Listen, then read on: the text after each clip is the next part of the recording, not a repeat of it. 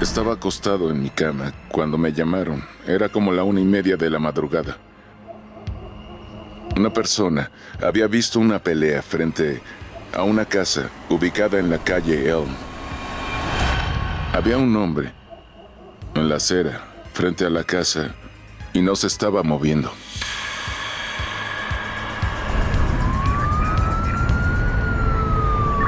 Intenté ir lo más rápido posible.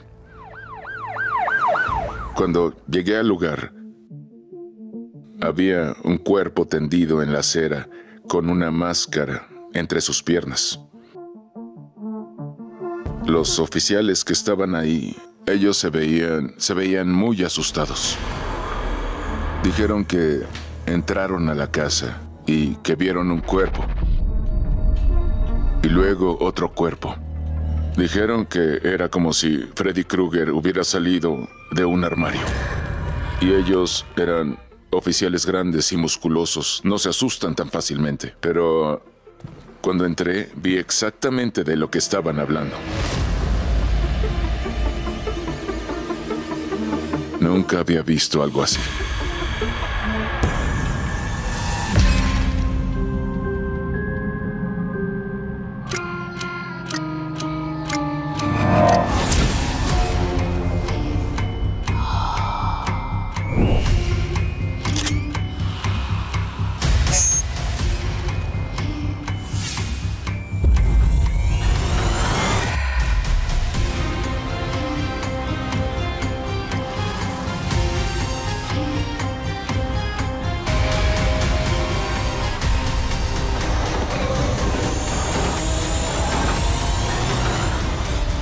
Asesinato en la calle Elm.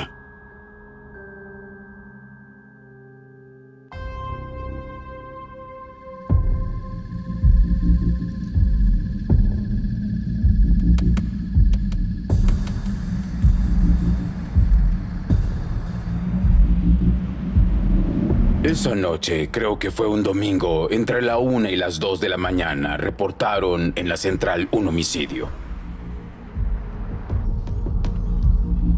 Me levanté de la cama y me bañé rápidamente, y para cuando salí de mi casa ya tenía 4 llamadas para informarme de otro cuerpo que habían encontrado.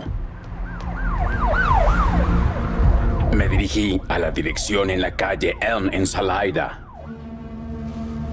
En la mayoría de los homicidios siempre va a haber pruebas, solo hay que encontrarlas. Y las primeras 48 horas son las más importantes para resolver el caso. Los oficiales me dijeron que habían localizado 4 cadáveres en el lugar. Al principio no les creí porque no había visto un homicidio cuádruple y no recuerdo que haya ocurrido un homicidio así en el condado de Stanislaus. No había luz en la casa. Fue algo realmente espantoso, con mucha sangre. Obviamente la persona que estaba en la acera estaba muerta. Era un hombre adulto. Había 3 cuerpos dentro de la casa. 2 estaban en la cocina y el otro en la sala. A todas las víctimas las golpearon con algún tipo de instrumento. Además, tenían una puñalada característica y cortes en la zona de la garganta. 12:15. Todas las víctimas se encuentran sin vida. Hasta ahora no hemos logrado... Era muy sangriento, pero como investigador no te importa lo feo que sea, ni cuánta sangre haya, porque son cuerpos, son parte de este rompecabezas. Supimos el nombre de 3 de las víctimas por las identificaciones que tenían en sus bolsos. Uno de ellos era Franklin Raper, de 51 años. Richard Ritchie, de 25 años. Y Dennis Caldwell, de 35 años. A la que no identificamos de inmediato fue una mujer. Una joven de unos 22 años. Su herida en el cuello era tan profunda que casi estaba decapitada. Los investigadores y yo no sabíamos cómo se relacionaban todos, ni sabíamos cómo se conocían debido a la diferencia de edades. La verdad, no parecía un allanamiento de morada porque los homicidios fueron muy brutales. Quien había hecho eso quería matar gente. Su objetivo era matar a estas personas. Si pensábamos en quién sería capaz de cometer un homicidio cuádruple, no había opciones, en especial en esta zona. En ese momento no teníamos idea de quién podía ser.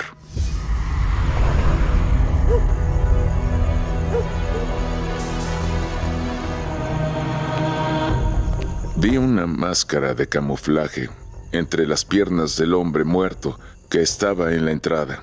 Y también había, a un lado, otra máscara de camuflaje tirada en el césped de esa casa. También había un gorro en el césped y cuando lo miré vi cabello. Examinar ADN no era común en esa época, estaba en sus primeras fases, pero aún así podíamos cotejar ese cabello, el tipo de sangre y cosas así que era una buena prueba. Encontré huellas que salían de una zona de tierra cerca de la canaleta de una casa y se dirigían al este, hacia las vías del tren. Al seguir las huellas vimos un bate, un cuchillo y la funda de un cuchillo que tiraron. Con eso noté que no había sido solo una persona. Había un rastro, por así decirlo, que nos decía que subieron a un vehículo y luego dejaron el lugar.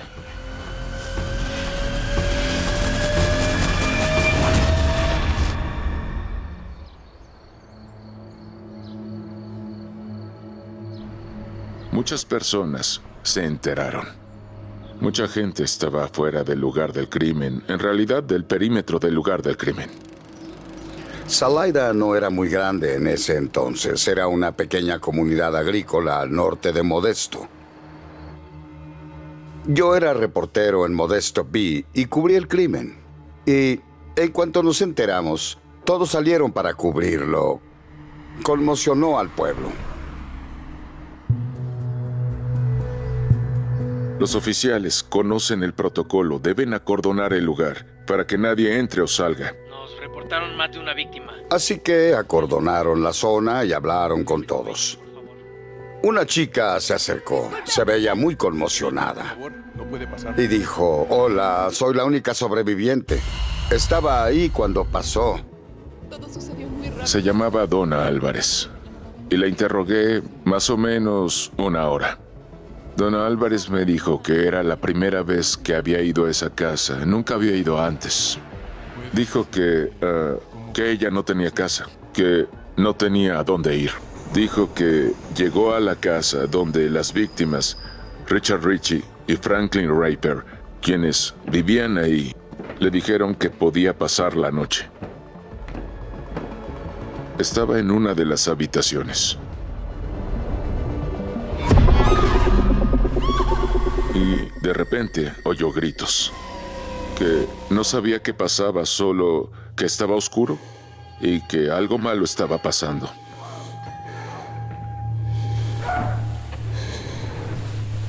Así que se asomó y vio a varias personas que usaban máscaras. Una de las personas se quitó la máscara por un momento y dijo que era un hombre caucásico, pero que tenía el cabello afro.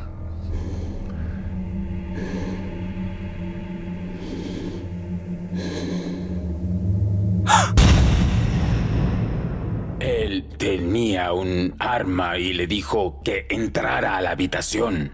Luego, por alguna razón, se distrajo. Ella sintió que tenía que huir, así que fue al único lugar al que podía ir, al garaje. Y terminó escondida debajo de un montón de ropa sucia que había en el suelo del garaje. Después de oír el alboroto, dijo que todo quedó en silencio y supo que habían matado a todos excepto a ella. Al parecer, durante el frenesí asesino, olvidaron a Donna. Y Por eso pudo esconderse en el garaje. Como la puerta del garaje estaba rota, ella salió por abajo y corrió con unos vecinos que llamaron a emergencias.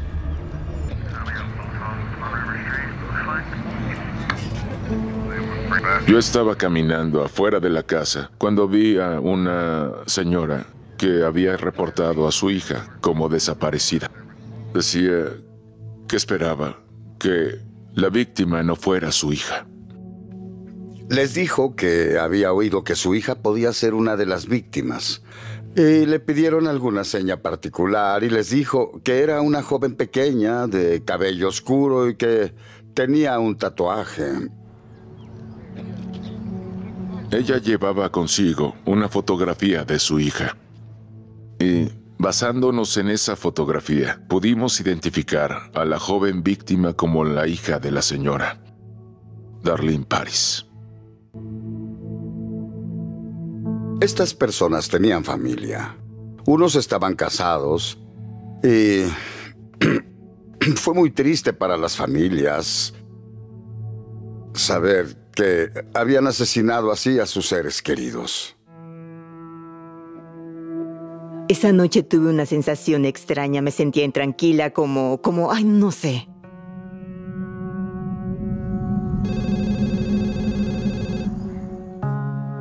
Recuerdo que oí el teléfono como a las 2 o 3 de la madrugada. Era mi hermano. Y dijo, papá falleció. Y no sé, creo que me desmayé, no sé, solo sé que me caí y simplemente me sentí devastada.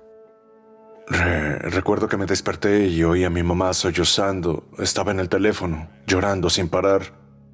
Encendimos la televisión y lo vimos. Estaban sacando los cuerpos. Sí, fue algo impresionante. Sabía que no volvería a ver a mi abuelo.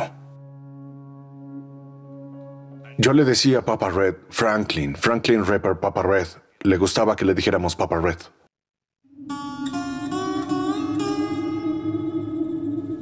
Nació en una época diferente. La abuela decía que era un bebé sorprendente y un malhumorado desde niño. Decía que desde que se paró jamás caminó, solo corrió. No caminaba, corría. Era un espíritu libre. Tenía su lado desenfrenado. En serio, era muy desenfrenado. Tenía su lado de chico malo, por así decirlo. Por eso le gustó a mi mamá. Mi padre era vivaz, tenía muchos amigos y siempre estaba haciendo algo. Le encantaban los rodeos. A todos nos daba miedo verlo subirse a uno de esos caballos locos y salvajes y cabalgar sin montura. Siempre estaba montando caballos. Pero mi madre me contó hace poco que mi abuela, por alguna razón, no sé si por su personalidad o por su forma de ser, pensó que iba a ser predicador. Me reí un poco de esa historia, porque aunque él era bondadoso y amaba a Dios, no me lo imagino siendo predicador. Mi padre era muy generoso y amaba a su familia. Y decía que su gente también era parte de su familia, es decir, no eran parientes de sangre, pero si lo necesitaban, él los cuidaba, se involucraba y los protegía lo mejor que podía. Siempre quería llevar a la casa personas que no tenían dónde dormir, pero mi madre no podía, no lo soportaba porque tenía 3 hijos. Ellos se separaron. Le fue muy difícil lidiar con eso.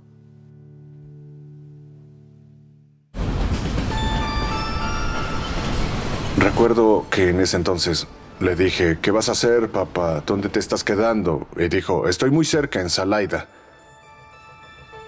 Pero tenía problemas con algunas personas, o eso sabía yo. Porque escuché a mi madre un par de semanas antes decirle, papá, mejor quédate con nosotros y deje esa zona un tiempo. Los detectives se enteraron de que Franklin había tenido peleas con un señor que era dueño de un taller mecánico en Salaida. No tenían una buena relación. Habían tenido varios altercados a lo largo de un año, hasta agredirse físicamente. Y Franklin regresó al taller después de haber discutido. Se subió a un auto con otro tipo y comenzaron a conducir en círculos afuera del taller.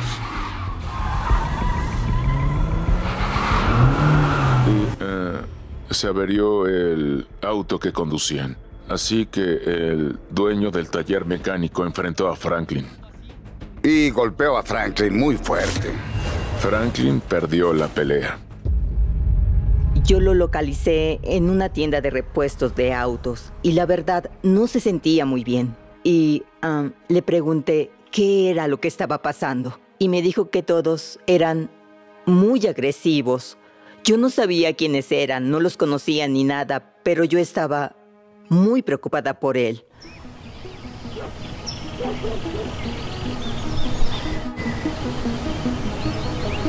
Los detectives empezaron a buscar pistas y sospechosos y descubrieron que una de las víctimas, Franklin Raper, había discutido con el dueño de un taller mecánico en Salida.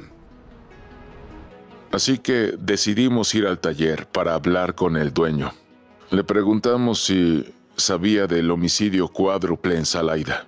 Y me dijo que todos en Salida conocían el caso. Le preguntamos si tenía algo que ver con eso y admitió que no se llevaba bien con Franklin y que él y Franklin no se agradaban, pero que jamás mataría a Franklin Raper ni a nadie más. Tenía una coartada, estaba con su esposa y su familia y estaba dormido en el momento de los asesinatos. Interrogamos a su familia y ellos confirmaron su coartada. Determinamos que no había pruebas de que matara a Franklin Raper. Así que lo dejaron ir. Para ese momento, el pueblo estaba intranquilo. No podían creerlo. Salida era un pueblo agradable. Y había pasado este horrendo asesinato a 4 personas. Todos tenían miedo. Yo iba en 5º grado. Iba con la hermanastra de Darlene. Y notamos que los dos éramos parte de este crimen. Mi abuelo fue una víctima. Su hermana mayor fue una víctima. Era su hermana y eran muy unidas, sin duda. Noté que eso la impactó mucho. No era la misma que solía ser antes. Íbamos a sesiones de terapia y asesoramiento. Y para mejorar. Esto devastó a nuestras familias. En verdad fue devastador para todos. No sabíamos si atraparían a alguien, si descubrirían quién lo había hecho. Teníamos miedo en ese entonces, mucho miedo. Nadie sabía quién lo había hecho. No sabían quién sería el siguiente. Fue una época difícil. Los detectives indagaron en otro lado. Fueron con la familia de Franklin. Interrogué al hijo de Franklin Raper y me dijo que su papá le había pedido prestada un arma. Y su hijo le preguntó que para qué necesitaba un arma. Y Franklin dijo, me da mucho miedo un tipo, Jason LaMarche. Y como no era nada normal que Franklin le temiera a alguien, su hijo pensó que seguro era alguien malo. Y resultó que así era. Jason LaMarche era intimidante. Mi abuelo hablaba de él y se notaba que no eran amigos. Jason LaMarche había robado el auto de Franklin. Lo sacó a la calle y le prendió fuego. Así que Franklin supo que iba en serio y necesitaba protegerse. Y Jason LaMarche le dijo que lo mataría. Supe que habían incendiado su auto y que lo sacaron del auto y le rompieron la clavícula. Así que fui a verlo. De hecho, intenté todo para que se fuera. Lloré y le supliqué. Le dije, debes irte de aquí, papá. Esto es demasiado para ti. Quédate con nosotros. Y me dijo, no, he vivido en este pueblo más tiempo que ellos y no me van a echar. Me dijo que confiaba en Dios. Me miró a los ojos y me dijo, no te preocupes, voy a estar bien. Y esa fue la última vez que lo vi. Sí. Siempre pensé que al menos lo intenté y traté de darle esa opción de poder salir de ahí.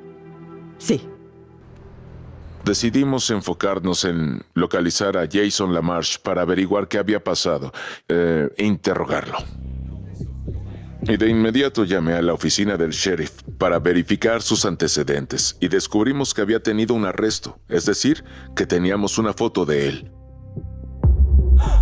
Tomé la decisión de mostrarle la foto a Donna Álvarez, quien presenció todo, para ver si podía identificar a la persona que vio la noche del crimen.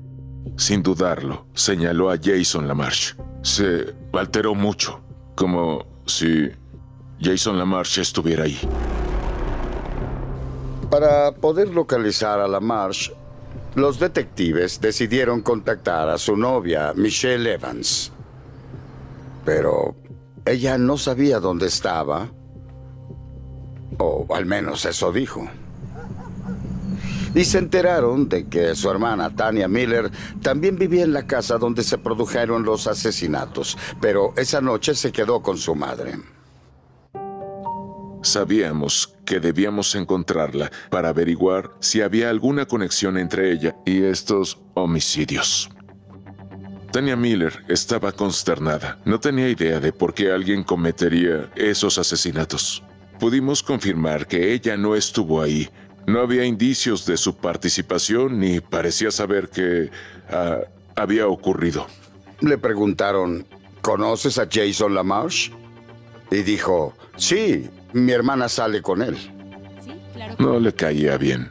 No le gustaba que su hermana saliera con Jason LaMarche porque la habían involucrado con personas que a ella no le gustaban. Porque esas personas eran conocidas por causar problemas. Este grupo vivía en un pequeño y destartalado excampo de trabajo que había sido abandonado en Salida. Lo llamaban el campamento.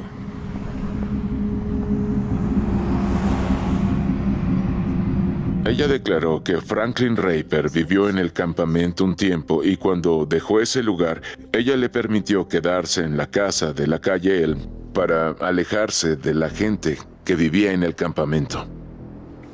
Así que los detectives se dieron cuenta de que tenían que ir a investigar. Hablamos con varias personas para recopilar información. Todos decían que no querían tener nada que ver con esa gente. Se veían guardias armados caminando por el perímetro del lugar. Habían oído rumores de que ahí se celebraban rituales satánicos. La gente de ahí no sabía qué tanto hacían ellos, solo les tenían miedo. Bueno, después de conseguir esa información, decidimos ir para, pues, hablar con ellos y ver dónde estuvieron esa noche.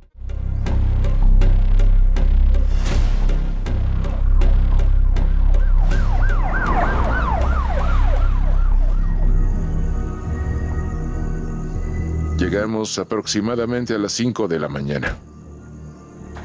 Yo calculo que el campamento era como de 2,000 metros cuadrados. Y en la parte de atrás de la casa había una construcción de madera de 2 habitaciones. Cuando llegaron no había nadie. Había un tendedero enfrente de la casa. Había ropa de camuflaje como la que llevaban los homicidas. Empezamos a preocuparnos por nuestra seguridad.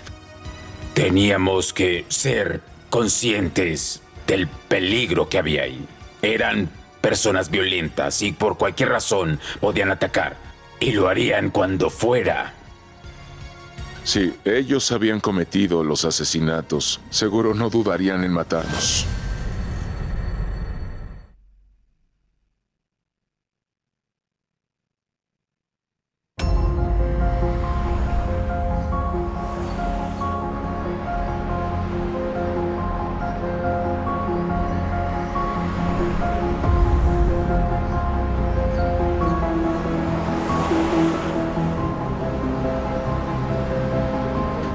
Había mucha gente viviendo en el campamento, y Jason LaMarche era uno de ellos. Era el principal sospechoso. Los detectives no sabían lo que encontrarían. Entonces un hombre se acercó y habló con el detective. Dijo llamarse Gerald Cruz. Supimos que Gerald Cruz era el líder de la causa. Era un hombre grande, de 100 kilos o más. Y empezamos a hablar con el señor Cruz. Le pregunté si sabía del homicidio cuádruple en Salaida y me dijo que no sabía nada. No sé nada. ¿De qué hablan? No he oído nada. Eso dijo. Lo que me pareció muy extraño porque todos en Salaida conocían el caso. Como investigador, sabes cuando la gente te está mintiendo. Algo no estaba bien. Lo que inmediatamente me sorprendió fue que su calzado tenía unas manchas muy pequeñas que, a mi parecer, eran de sangre.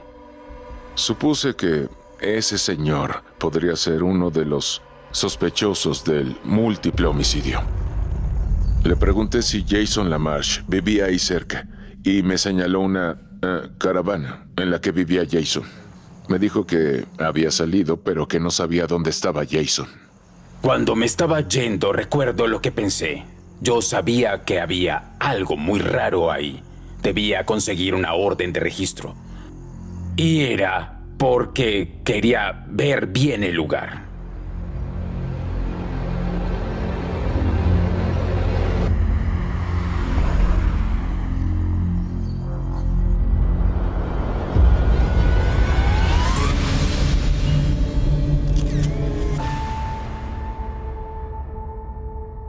Encontramos armas ilegales, materiales para fabricar bombas, materiales explosivos que eran ilegales. Y empezaron a preocuparse. No estábamos seguros de para qué querían eso. Tal vez para hacer algo a futuro o iban a hacer algo más. También encontramos libros sobre satanismo y astrología y diferentes tipos de material parecidos. Todos los que pertenecían a la causa se sacaron sangre del dedo para poner su huella en un libro que Gerald guardaba. También les pedía escribir un diario y él leía los diarios porque su mente le decía: si sé lo que están pensando, podré controlarlos mejor. Y los detectives encontraron cosas que iban más allá de su pesadilla más loca. También encontramos un círculo con castigos. La llamaban la rueda del castigo. Cuando Cruz creía que habían hecho algo mal o habían metido la pata, la lanzaba al aire y hacía que la atraparan. Y donde cayera el pulgar, ese era el castigo que recibía. Los castigos eran cosas como quitarles la comida o cosas como la ropa. Los hacía dormir en el suelo sin ninguna manta ni nada. Usaba la sodomía forzada, también la copulación oral. Les hacía muchas cosas extrañas. Tenía algo llamado tratamiento de línea naranja en el que cortaban unos cables eléctricos. Tomaban cables eléctricos y los ataban al pie de alguien. Lo conectaban al interruptor de luz y Cruz le decía a la otra persona: ven y enciende las luces, cuando entraban y encendían la luz. La persona se electrocutaba, quien quiera que fuera. Y lo hicieron varias veces, así que los dedos terminaban como mezclándose. También lo usaba en su frente y otras partes del cuerpo. Esa es solo una forma de tortura. Pero hay otras que también se emplearon en este grupo, que son muy explícitas y no estoy seguro de que quieran entrar en detalles. Fue brutal, mucho.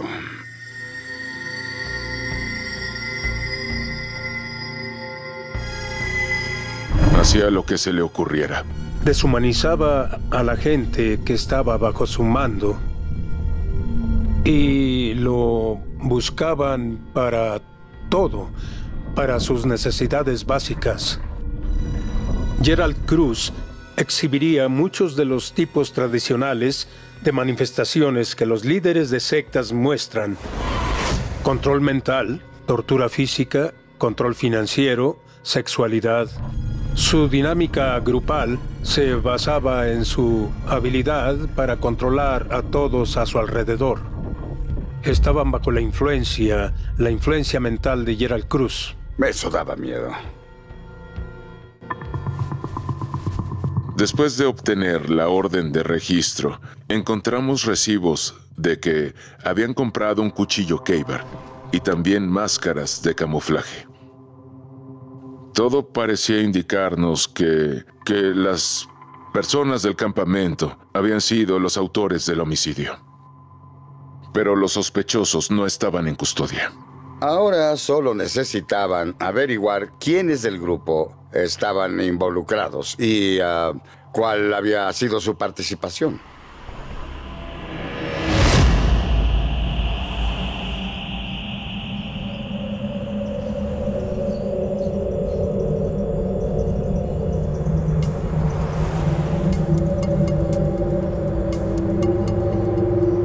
Habían pasado como 2 días o 2 días y medio.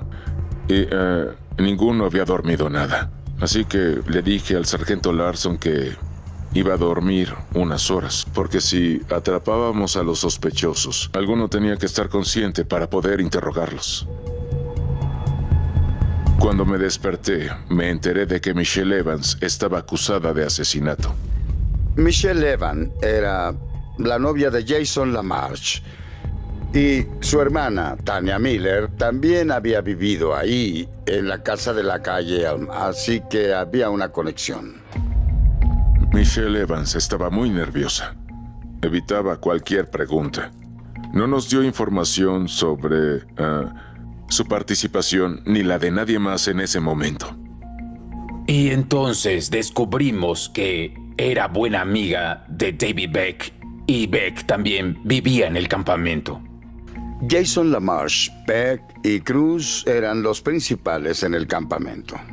Así que arrestamos a Beck y nos lo llevamos. El señor Beck, Dave Beck, no nos dijo nada. Por supuesto, se negó, y también Michelle Evans. Así que los metimos a la misma sala de interrogación. Esa es una vieja táctica utilizada por los investigadores. Ella entró y comenzó a hablar en voz baja para decirle que no nos había contado nada acerca de que él estaba involucrado. Y el señor Beck empezó a mover mucho las manos, pero no decía nada. Quería que ella no hablara, pero ella no se calló. Después de esa conversación, inmediatamente empecé a interrogar a Michelle para ver si había algo que pudiera obtener. Después de estar divagando como por 1 hora, Michelle por fin se quebró y accedió a contarme exactamente lo que pasó. Ella confesó que la noche antes de cometer los asesinatos, hicieron una fogata en el campamento y todos se estaban preparando mentalmente para poder ir a matar a Franklin Rayper. Él era el objetivo en ese momento. Nadie más. Los demás estaban en el lugar y en el momento equivocado.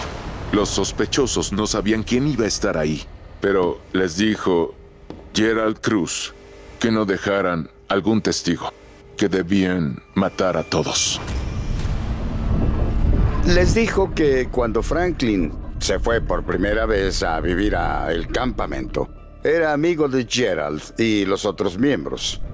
Pero no se sentía cómodo, no le gustaba la brutalidad de Cruz ni lastimar a otras personas.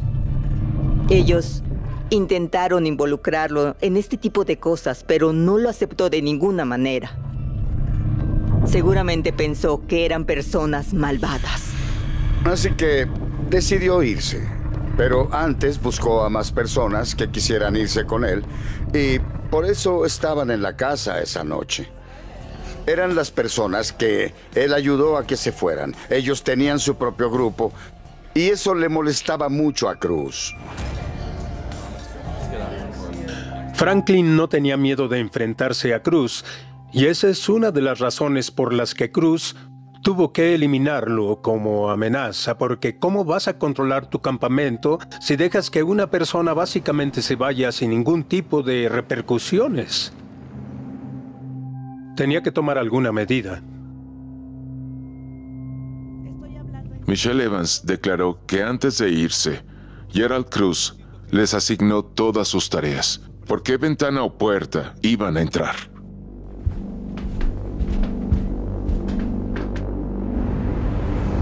Ella iba conduciendo y se dirigieron a la calle Elm.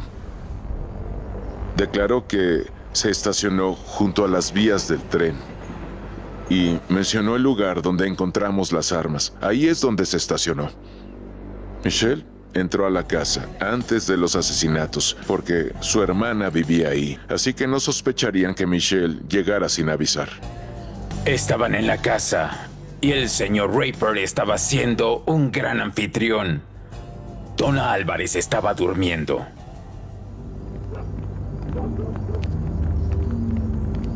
Fue entonces cuando Michelle fue a otra habitación y les abrió la ventana. Eso es lo que buscaban los asesinos.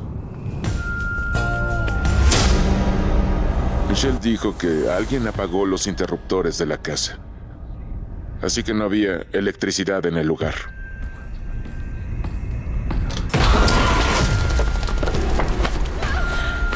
Fue entonces cuando entraron como mafiosos por las ventanas, por las puertas. Tomaron a todos desprevenidos. Esa pobre gente debió asustarse mucho cuando todos entraron con máscaras y todo, porque los agarraron y empezaron a atacarlos.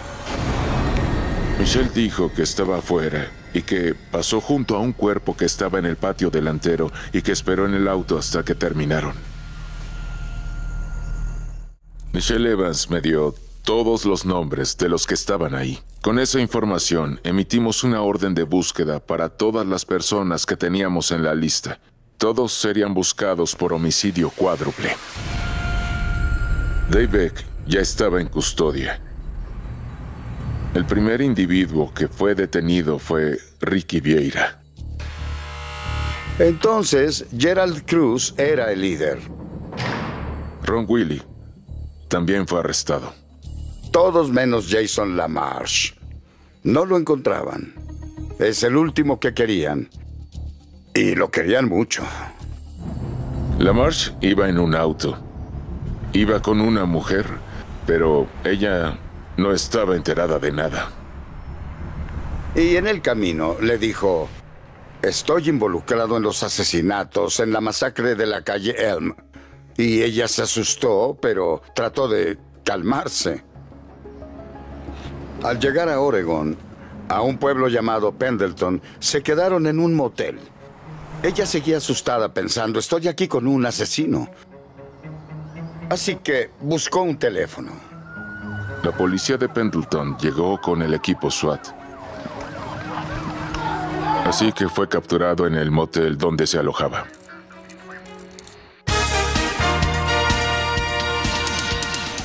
Noticia de última hora desde Pendleton. La policía acaba de hacer un arresto en un motel. Lo arrestaron sin ningún problema. Los detectives tenían a todos los sospechosos bajo custodia.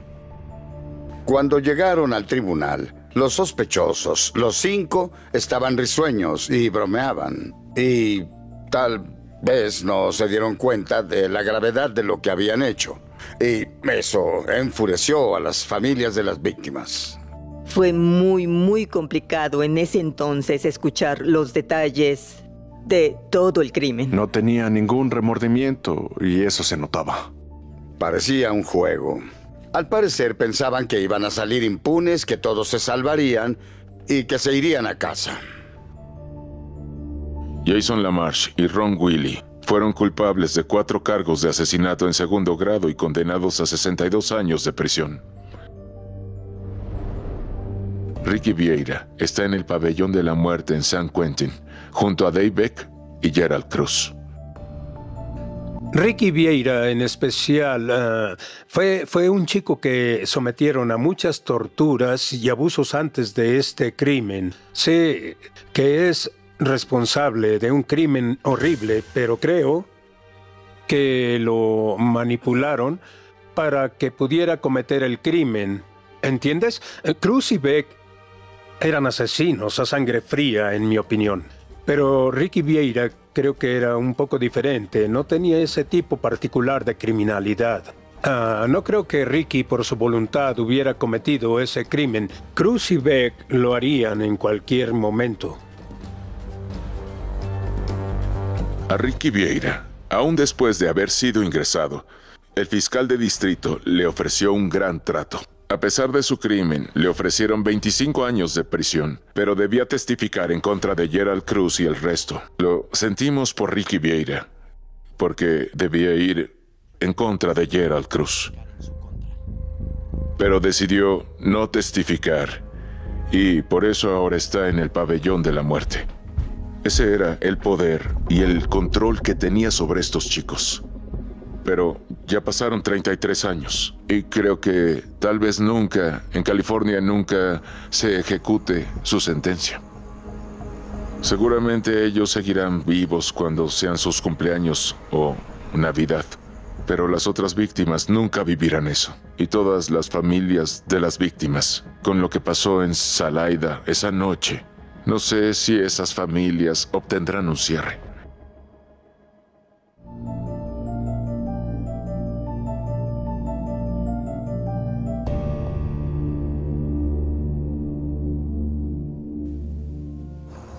Si les arrebatas la vida a 4 personas de forma tan violenta, no sé si existe la justicia para algo así, si les soy sincera. Yo les dije que quería perdonarlos, pero que nunca olvidaría lo que le hicieron a mi padre.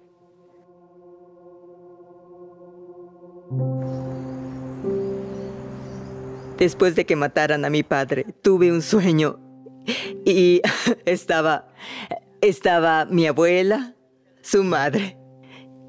Y recuerdo que decía, ya era hora de que llegaras, Franklin. Te estuve esperando. Y me dio mucho consuelo tener ese sueño, porque cuando lo tuve, supe que papá estaba bien. Estaba en paz.